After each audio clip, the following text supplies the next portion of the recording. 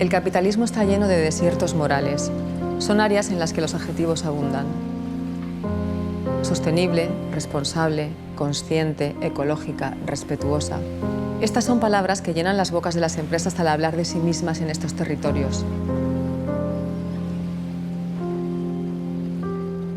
Sí, bocas, porque las empresas también son personas. Detrás de las composiciones accionariales, de los acrónimos y los informes contables indescifrables hay nombres y apellidos. Muchos de ellos nos suenan como viejos conocidos, de caras sonrientes y siempre confiables en las páginas corporativas. Sus cabezas planean los movimientos en un tablero laberíntico de compras y ventas, fusiones e inversiones. En los periódicos apenas les vemos los ojos, pero sabemos dónde están sus manos.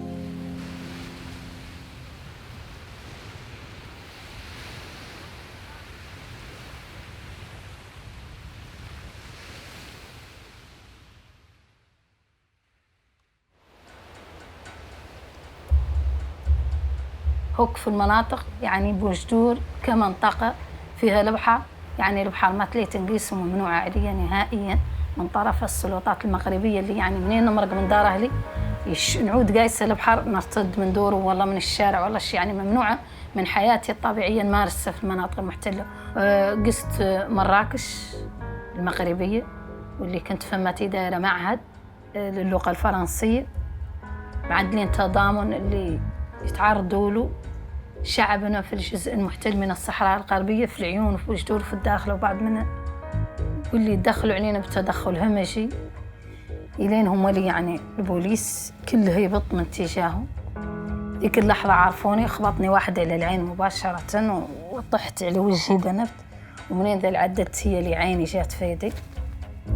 في ذيك اللحظة منين قلت له يا المقريبي عيني طاحت قال له اقلع عينها الثانية واخبطني من هنا تياها واللي كانت دقدقة هذا مباشرة العين ما انبجغت غير الدقدق هذا رغم ان دي انبجغت هذا الدقدق من هون كان.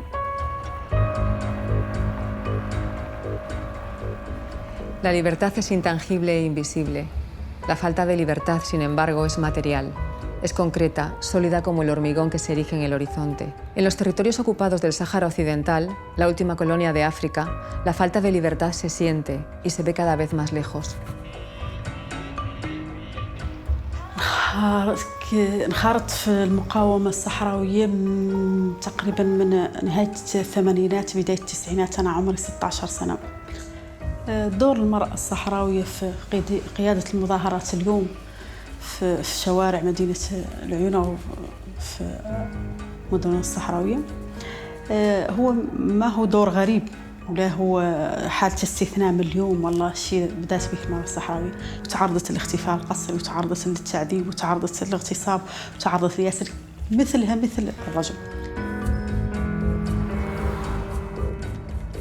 في الصحراء الغربية إلا وإن هذه المجموعة البشرية اللي تتبنى جهراً على أنها ليست مع احتلال الصحراء الغربية، هذو كلهم حقوقهم منتهكة، حقهم في العمل، حقهم في استفادتهم من خيراتهم، حقهم في متابعة الأسلك العليا في التعليم، حقهم في التطبيب المجاني، لأنه الوضع بالنسبة لنا في إقليم الصحراء الغربية بلد غني ووافر يعني مصادر الطبيعية اللي ممكن على الشعب كامل يتمتع بكل التسهيلات في الحياة. وإذا بنا نجد على الصحراويين يعني يعيشوا تحت الفقر وهامش الفقر متسع.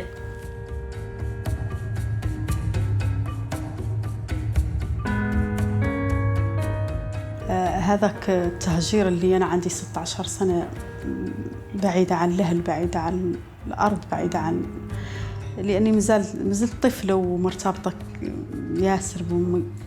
هي كانت أصعب مرحلة عندي.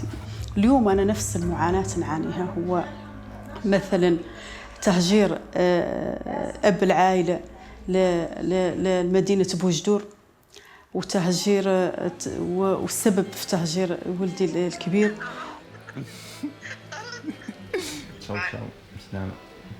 For all my life I wanted to play music, but I couldn't.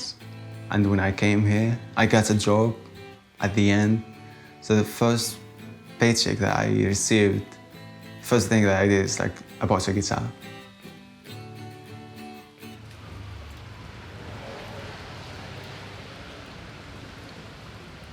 My first memories of the links between my family and resistance is from 2005, when the Intifada has only started, and the manifestations, and my mom always coming back home with injuries. And at the moment, I didn't understand why. It's like, what's happening? And then growing up, little by little, like there's more and more people at our house, like foreign ambassadors, foreign press, foreign human rights defenders. I remember in 2005, my younger brother was 2 months old, and they entered the house looking for my father, and they broke everything. And then my father was kidnapped in the streets. So now we don't know where he is. And that feeling that you are so small that you can't do anything. At that moment, I was breathing, but I wasn't alive. I couldn't go out at sea because I was always stopped by the Moroccan authorities and follow it, and threatened with violence or prison if my parents don't stop the activities. Only thing that I miss are my family and friends, because there is nothing more to miss. Abandonar no es lo ideal. Te sientes un poco una deuda moral con esta gente que te ha acompañado durante toda la lucha, pero bueno, es lo que hay.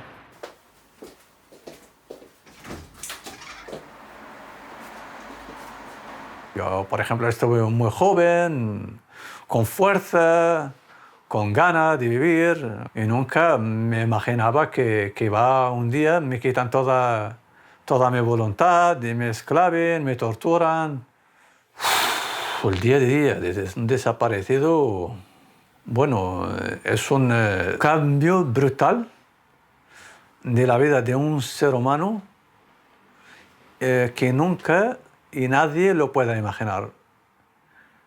Yo creo que entrar ahí es como morir.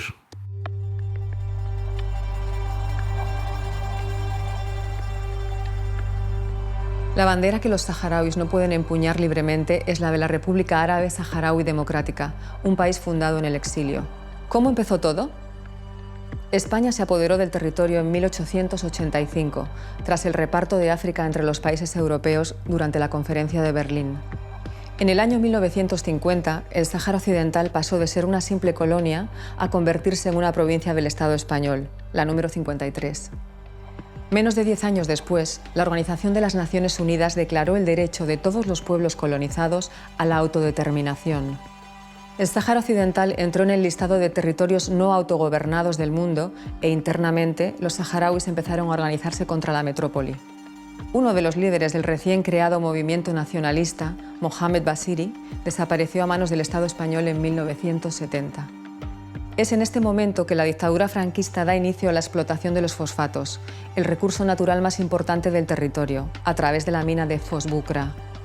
Cuando España llega al Sáhara Occidental y decide establecer una colonia suya, lo mismo que en Guinea, no es porque supiera que existiera ningún tipo de recursos naturales. Era una forma de reivindicar que el Imperio Español todavía existía. En realidad, España hizo una colonización en contra de las agujas del reloj de la historia, porque empezó la colonización real cuando se descubrieron las minas de fosfato. La fractura entre saharauis y el Estado español se profundiza. En 1973 se crea el Frente Polisario con el objetivo de luchar contra el poder colonial y garantizar la independencia. España se mueve para organizar un referéndum y Marruecos, que nunca claudicó de su proyecto expansionista, ve en este movimiento español una oportunidad.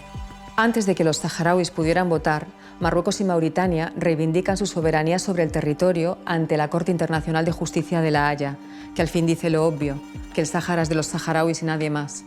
El Polisario en este momento ya era reconocido por la ONU como el único representante del pueblo. En lugar de hacer retroceder a Marruecos, la decisión de La Haya precipitó la invasión. El 26 de octubre de 1975, una columna civil militar marroquí cruzó la frontera saharaui. España, en lugar de reaccionar, decidió dejar el futuro del territorio en las manos de Marruecos y Mauritania a través de los llamados Acuerdos de Madrid. Eran los últimos días del franquismo. Para que hubiese sido de verdad un acuerdo o un tratado, tenía que haber sido publicado en el Boletín Oficial del Estado. Y la Declaración de Principios nunca fue publicada en el Boletín Oficial del Estado. No es que España diga le dejo el Sáhara a Marruecos o se lo dejo a Mauritania, no. Es que va a compartir la administración. Y lo que vamos a hacer aquí es entre los tres resolver el asunto con la consulta. La Audiencia Nacional ha dicho y ha establecido en 3 autos que España sigue siendo la potencia administradora del territorio. Entonces ya no es que haya una responsabilidad moral por el daño causado por haber abandonado al pueblo saharaui. No, tiene responsabilidad jurídica. Es en este momento que entra en escena el entonces príncipe Juan Carlos, que da una vuelta de 180 grados y deja desconcertadas a las tropas españolas en el Sáhara. Algunos incluso desertan para luchar al lado de los saharauis. Está muy claro que para los marroquíes el papel del príncipe no era el mismo que el de Franco.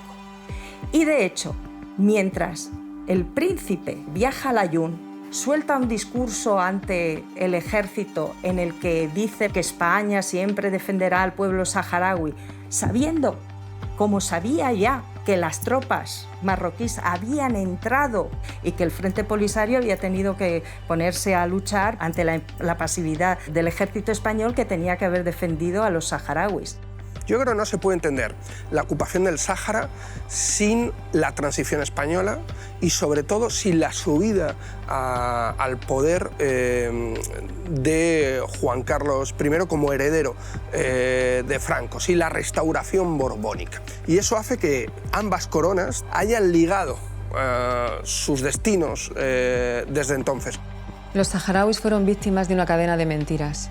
El día 26 de febrero de 1976, España arrió su bandera en el territorio. Refugiados en Argelia y resistiendo contra su nuevo ocupante, los saharauis proclaman la República Árabe Saharaui Democrática. La guerra es larga y difícil, y Marruecos, a pesar del fuerte apoyo que recibe de las potencias occidentales, sobre todo de Francia, no consigue derrotar a los saharauis. En los años 80, el rey Hassan II construye en el medio del desierto un muro de 2.200 kilómetros que divide el territorio en dos hasta el día de hoy. Al final de los años 80 se alcanza un acuerdo de alto el fuego y se abre camino para la negociación de un referéndum. La consulta sería organizada por la ONU a través de su misión de paz, la MINURSO. Cuando finalmente se concluye el censo de la población apta para votar, Marruecos decide impedir de todas las maneras posibles la realización de la consulta. Este bloqueo dura hasta el día de hoy. En noviembre de 2020, casi 30 años después del alto el fuego, fuerzas saharauis y marroquíes rompieron por primera vez el acuerdo y retomaron el conflicto armado. Nos orgullecemos mucho de los resultados de la transición, pero resulta que lo que en su momento llamaron el último crimen del franquismo, pues ahí sigue sin solución y con graves y trágicas consecuencias para el pueblo saharaui. Entonces, ¿cuál ha sido la posición española? Desde que abandonó el territorio ha sido, cada vez de una forma más evidente, apoyar la ocupación, sin matices.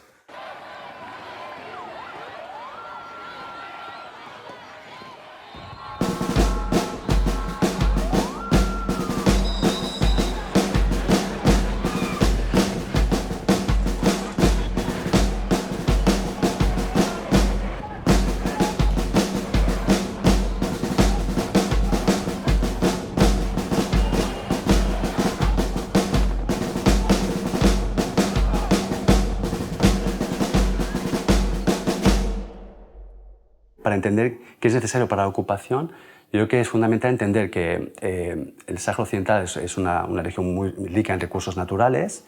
Básicamente, Marruecos lo que hizo fue identificar cuáles eran esos recursos y, digamos, ofrecer esos recursos y exportarlos a otros países, ¿no? Y, evidentemente, traer inversión extranjera. Muchas empresas transnacionales lo que buscan son contextos que tengan que exista poca regulación, que puedan actuar de forma más flexible, para al final, digamos, aumentar su margen de beneficio. Eso las atrae a situaciones de ocupación y de conflicto armado, porque, digamos, las regulaciones existentes a nivel nacional son mucho más laxas y en ocasiones, como pueden ser situaciones de ocupación, realmente no existe.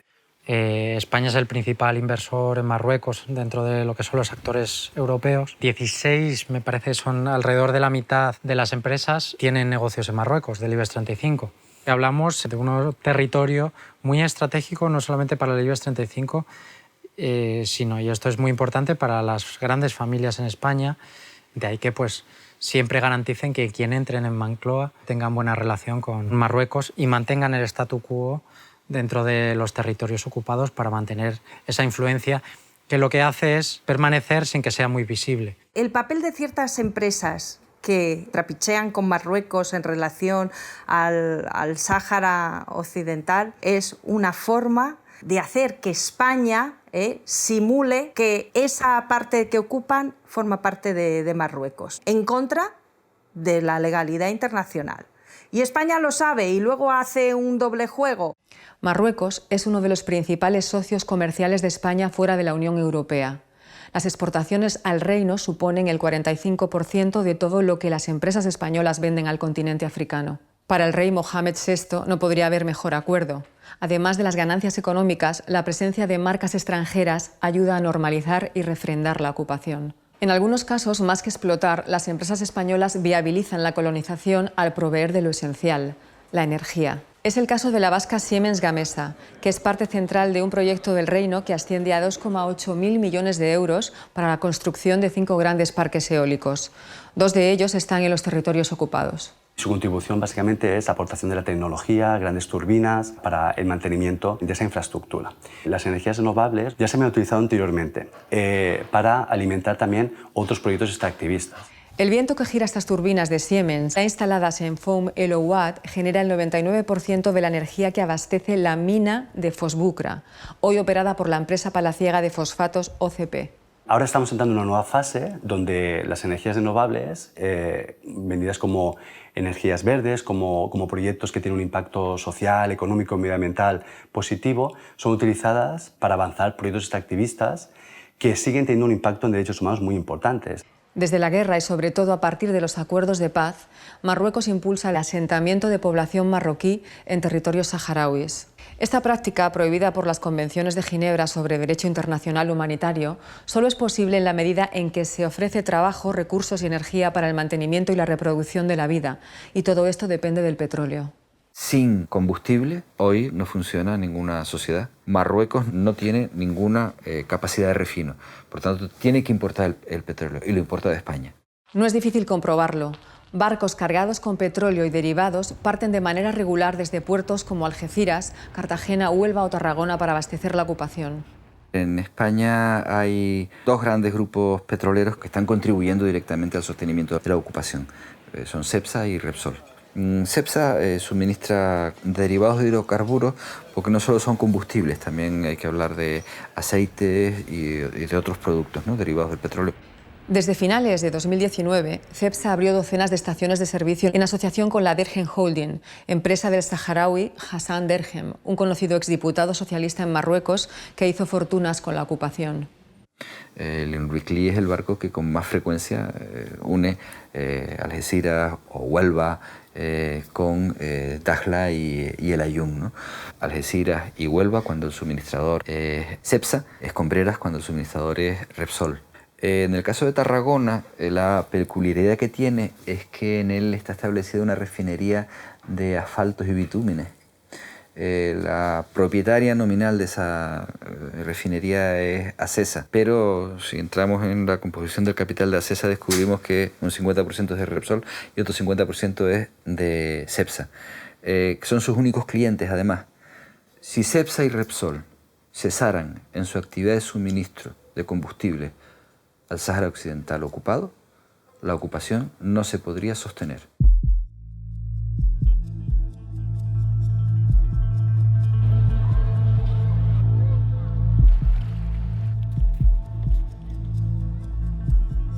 Estas arenas que vemos en Canarias fueron retiradas de los territorios ocupados y vendidas al Ayuntamiento de Mogán en diciembre de 2019. Las 1.250 toneladas llegaron al puerto de Arinaga en los tanques del carguero Durabulk y han costado 40.000 euros a las arcas públicas.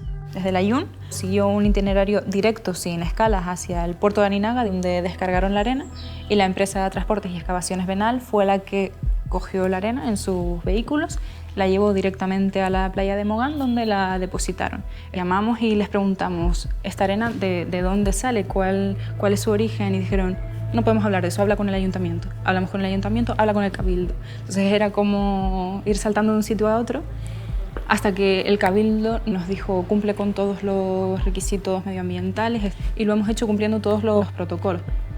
Entonces se quedó ahí el tema y ahí está la arena.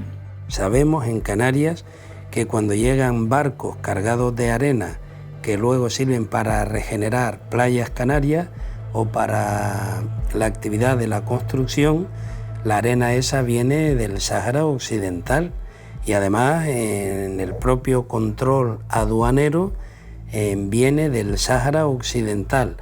Lo que no se puede es estar haciendo caso omiso de esa responsabilidad o mirar para otro lado cuando aquí lo que se está perpetrando es un delito. El tráfico de las doradas arenas saharauis para satisfacer ilusiones en el mercado turístico español se remonta a los años 50 y permanece vívido en playas del archipiélago como Las Teresitas, El Camisón, El Tauro y La Lajilla.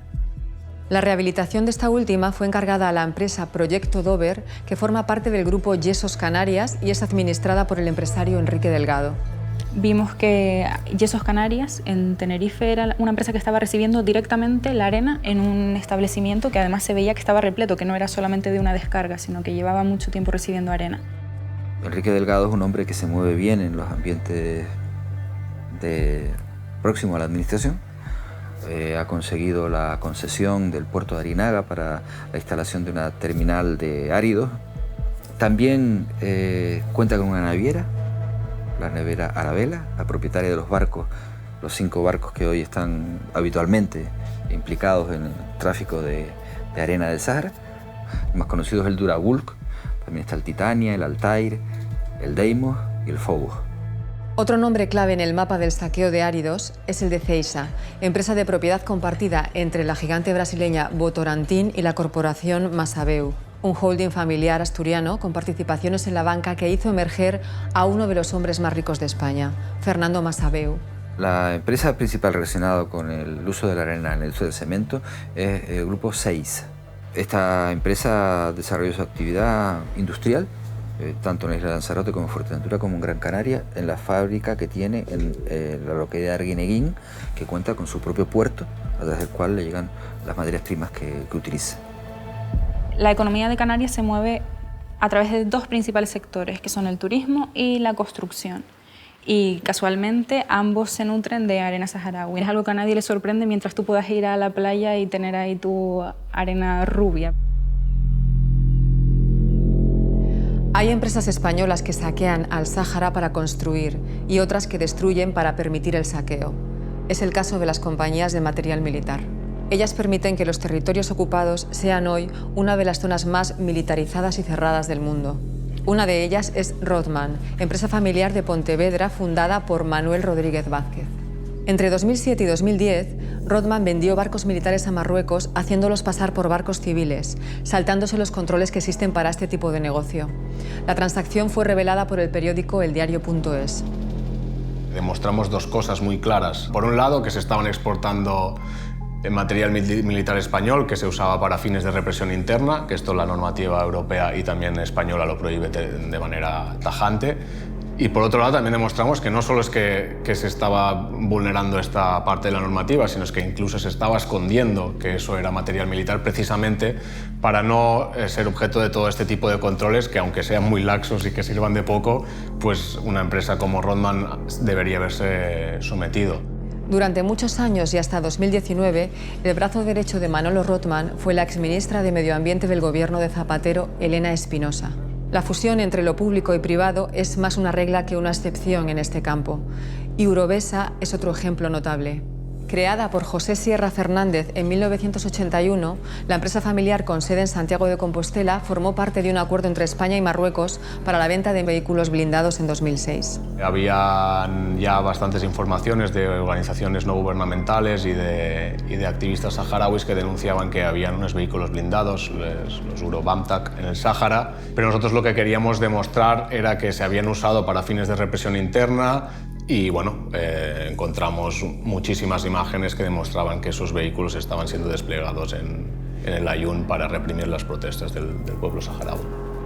El contrato entre Eurovesa y el gobierno marroquí era de 1.200 vehículos blindados, estamos hablando de una cantidad altísima. Y, por ejemplo, en 2009, que es donde nosotros pudimos demostrar que se entregaron 286 vehículos de estos blindados, ya estaba en vigor tanto la normativa europea como la española de exportación de armas, que prohibía exportar este material si se podía usar para vulnerar derechos humanos o para fines de represión interna. Cecilia Rey, hija de Sierra y vicepresidenta de la compañía, es exconcejala del Partido Popular y hoy preside el Consejo Social de la Universidad Pública de Santiago de Compostela. En España, a día de hoy, la ciudadanía no puede conocer cuáles son los motivos para autorizar o denegar una exportación de armamento, porque el organismo que lo decide, sus reuniones son secretas, gracias a una ley franquista que es la Ley de Secretos Oficiales, que es del año 68. Quien debería controlar las exportaciones de armamento en España es la Junta Interministerial de Material de Defensa y Doble Uso.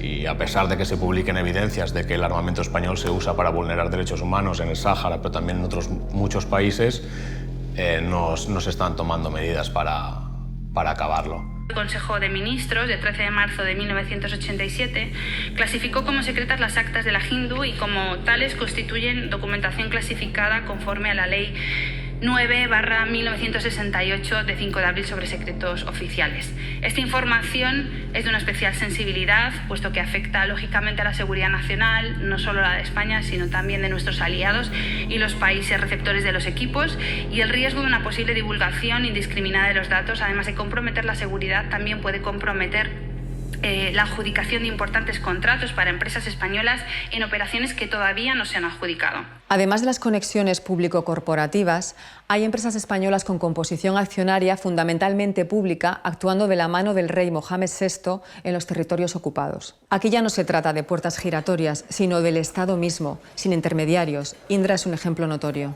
El 18,7% de las acciones de la empresa son de propiedad de la SEPI, Sociedad Estatal de Participaciones Industriales. En 2009, la empresa cerró un negocio de 6,3 millones de euros para la ampliación de la red de satélites de vigilancia marroquí para abarcar las ciudades ocupadas de El Aaiún, Esmara y Dakhla. Indra es una de las grandes empresas que vende servicios de carácter militar a otros estados extranjeros en casi todos los continentes. Tiene contratos de carácter público, donde participa también el propio Estado, que patrocina en muchos casos el que participen estas empresas de negocios públicos del país extranjero. Marruecos es uno de los mejores clientes de las empresas de armamento español. Durante los últimos 6 o 7 años se han exportado material por más de 500 millones de euros. Hablamos de exportaciones efectivas, no de armamento que se ha autorizado a exportar, que esto sería mucho más. Y en 2019, que son las últimas estadísticas que tenemos disponibles, Marruecos fue el segundo cliente de España en cuanto a armamento, así que te da una idea de la importancia que tiene ese país para la industria armamentística española.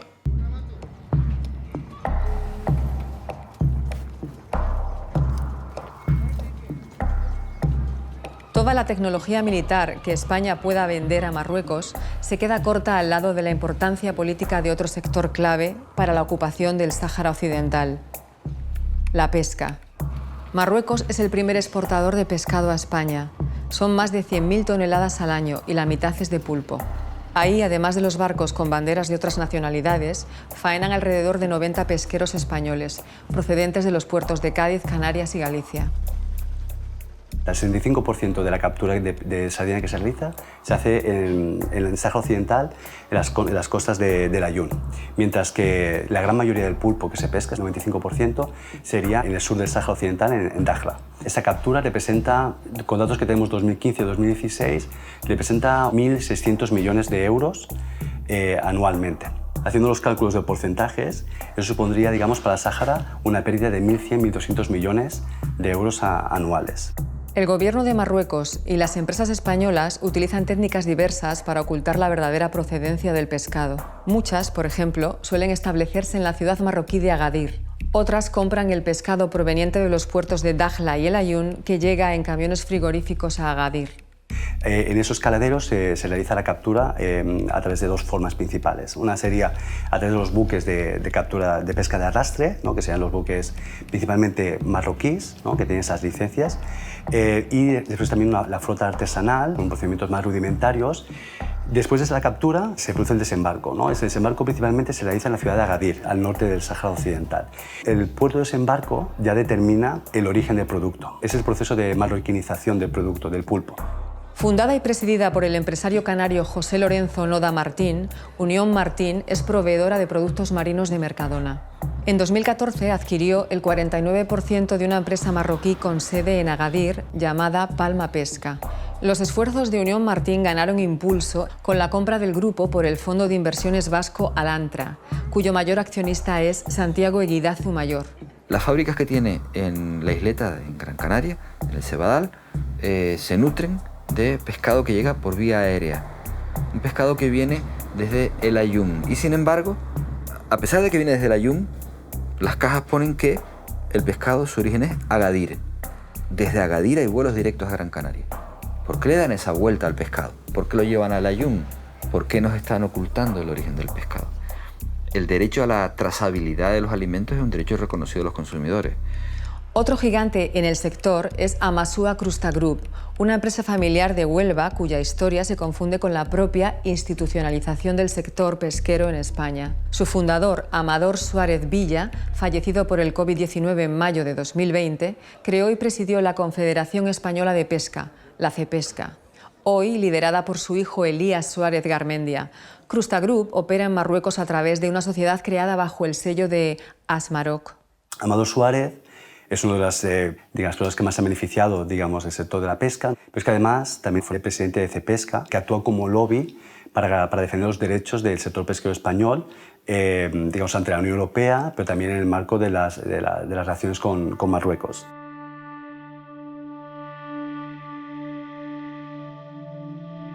Nosotros hemos denunciado ante las delegaciones del gobierno, que serían los que tienen la responsabilidad del control de aduanas, ¿no?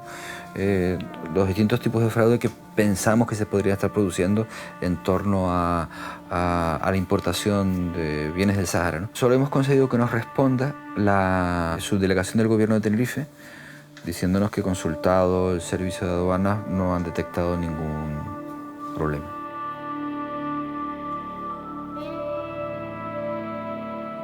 O sea que todo está bien.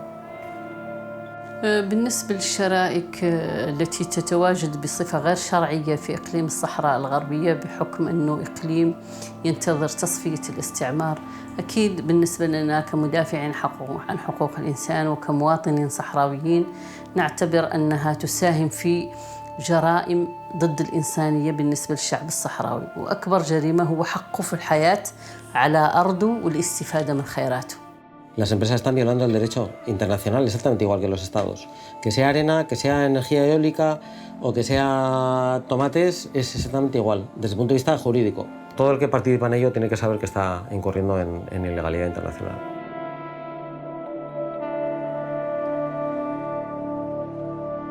En 2012, el Frente Polisario recurrió al Tribunal de Justicia de la Unión Europea para denunciar los acuerdos comerciales de pesca y agricultura con Marruecos aprobados por las instituciones europeas. Desde entonces, el Tribunal Europeo ha sido tajante en sus conclusiones más importantes. 1. Los acuerdos de la Unión Europea con Marruecos no pueden incluir al Sáhara Occidental. 2. El Sáhara Occidental no está bajo la soberanía de Marruecos. Parece bastante claro, ¿verdad? Pues en febrero de 2019, contradiciendo el fallo de la justicia y con apoyo masivo de los partidos españoles, el Parlamento Europeo aprobó un nuevo acuerdo de pesca que incluía explícitamente al Sáhara Occidental. Muchas empresas y multinacionales europeos tienen muchos intereses en el Sáhara ocupado. Lo hemos visto en la negociación del tratado comercial con Marruecos, cómo se ha obviado la decisión del Tribunal Superior de Justicia Europeo, que decía que no se podía incluir a los territorios saharauis ocupados en ese acuerdo comercial, y al final se ha incluido, porque las empresas europeas, pero también evidentemente españolas, contribuyen y se benefician del expolio de esos recursos. Ese es el principal interés de Marruecos a la hora de conseguir acuerdos con la Unión Europea que tengan que ver con el Sáhara. No es el dinero que sacan de eso, es que está buscando desesperadamente el reconocimiento internacional de su ocupación ilegal. ¿Qué pedimos nosotros justamente en el Parlamento Europeo? Que ese acuerdo comercial se llevara a los edificios jurídicos del Parlamento para ver si era incompatible con el fallo del Tribunal Superior de Justicia. ¿Qué votó el Partido Socialista Español y el Partido Popular Español? En contra. Human Rights Watch nos alerta de que estamos a punto de votar un acuerdo de pesca entre la UE y Marruecos que incluye el Sáhara Occidental, vulnerando el derecho internacional. Como los eurodiputados no estamos por encima de las leyes, nos llama a pedir previamente la opinión del Tribunal de Justicia Europeo. Si de verdad nos importa el Estado de Derecho, el derecho internacional y los derechos humanos, tanto como decimos aquí siempre, seamos coherentes y pidamos la opinión primero de la justicia europea. Gracias. The vote is closed. It's rejected. بالنسبة لي دور الدولة الإسبانية هو دور إجرامي. Se puede decir que detrás hay los intereses españoles, que es un Estado vecino, el problema de la inmigración. Se puede decir muchas cosas, pero la realidad es que están apoyando la anexión del territorio. No solamente no defiende los derechos del pueblo saharaui como potencia administradora, sino que está apoyando la ocupación. Es que es muy grave. Es que verle al representante de España en un juicio entre la Unión Europea y el Frente Polisario defendiendo la explotación ilegal de los recursos naturales, es que es un escándalo.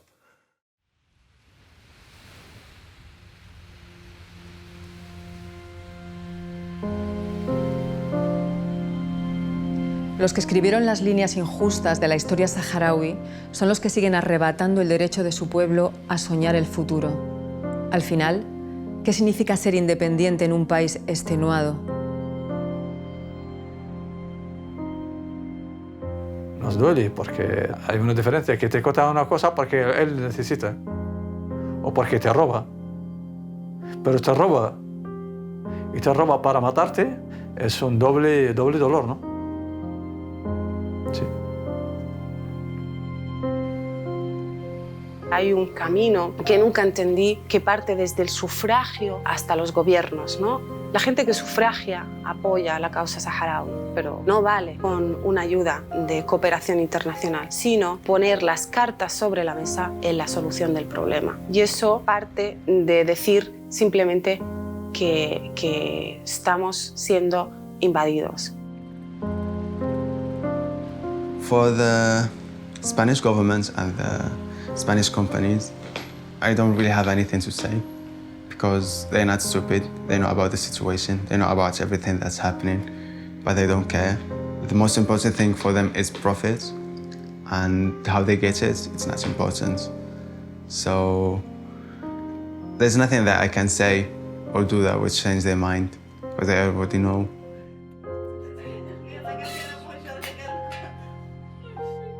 الهدف عندنا احنا هو تحرير وطننا.